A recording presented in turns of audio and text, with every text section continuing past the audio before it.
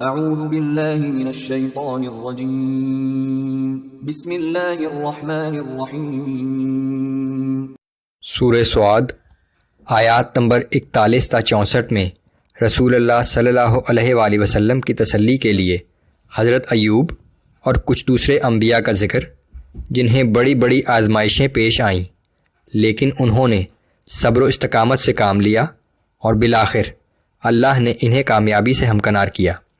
اہل جہنم کا آپس میں ایک مکالمہ۔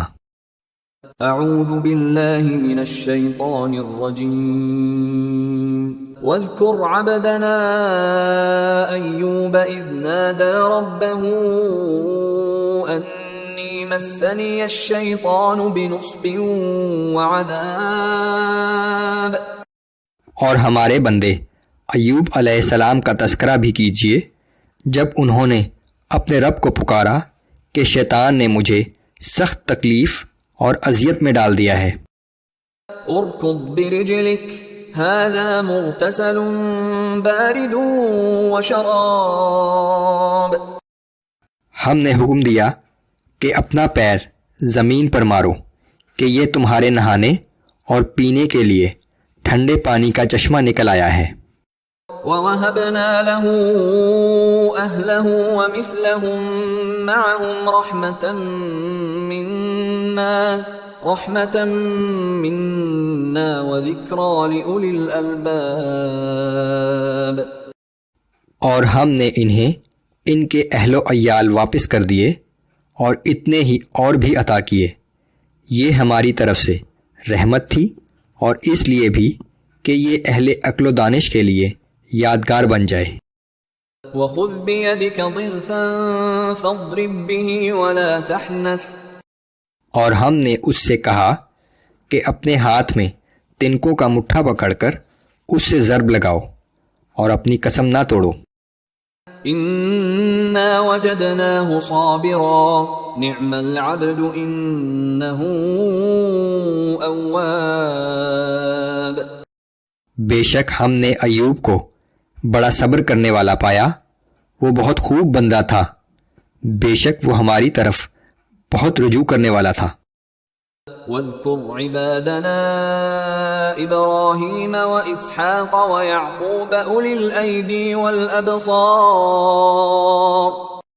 اور ہمارے بندوں ابراہیم، اسحاق اور یعقوب کا ذکر بھی کیجیے جو بڑی قوت اور بصیرت رکھنے والے لوگ تھے۔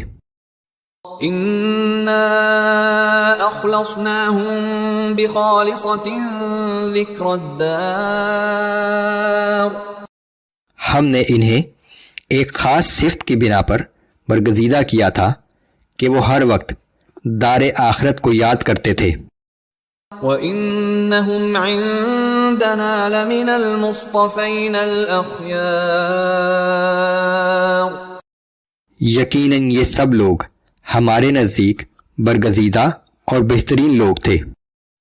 وَاذْكُرْ إِسْمَاعِيلَ وَالْيَسَعَ وَذَا الْكِفْلِ وَكُلٌّ مِّنَ الْأَخْيَارِ۔ اور اسماعیل، الیسع اور ذوالکفل کا ذکر بھی کیجیے کہ یہ سب بھی نیک لوگوں میں سے تھے۔ هَذَا ذِكْرٌ وَإِنَّ لِلْمُتَّقِينَ لَحُسْنَ مَآبٍ۔ جنات عدن مفتحة لهم الابواب۔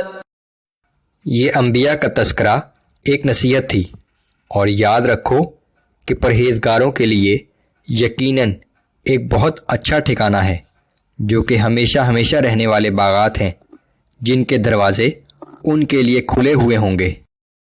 متکئین فیہا یدعون فیہا بفاکہۃ کثیرۃ وشراب۔ وہ ان میں مسندوں پر تکیے لگائے بیٹھے ہوں گے اور وہاں بہت سے میوے اور مشروبات طلب کر رہے ہوں گے۔ وعندہم قاصرات الطرف اتراب۔ اور ان کے پاس نیچی نگاہوں والی ہم عمر بیویاں ہوں گی۔ هذا ما توعدون لیوم الحساب۔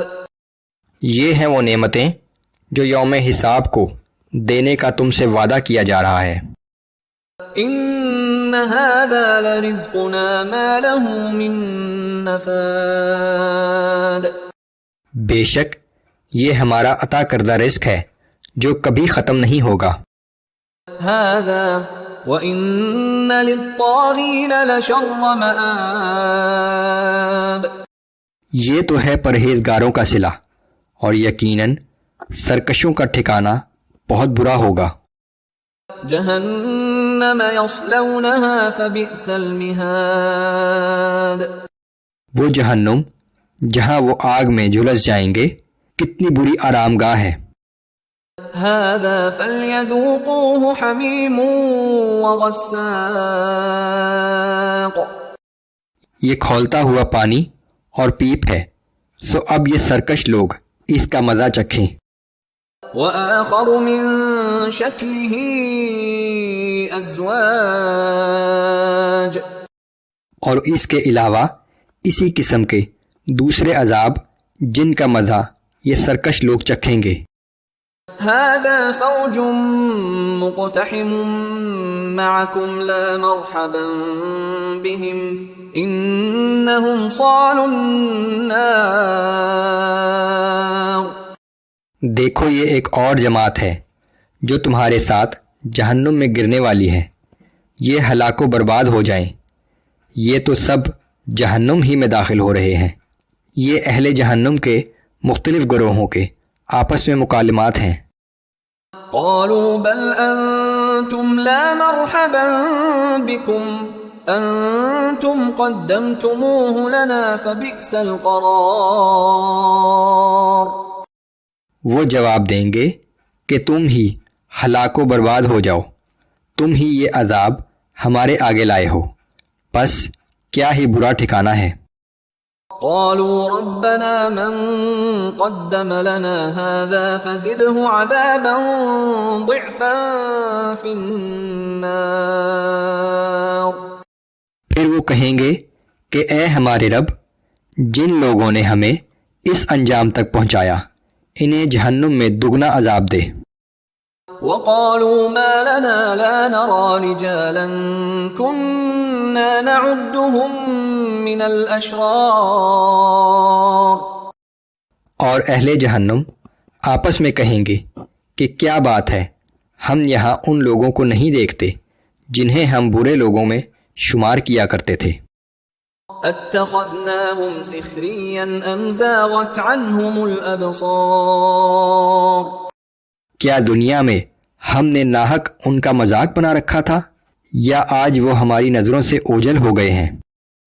ان ذلك لحق تخاصم اهل النار، یقیناً اہل جہنم کا اس طرح آپس میں لڑنا جھگڑنا ایک حقیقت ہوگی۔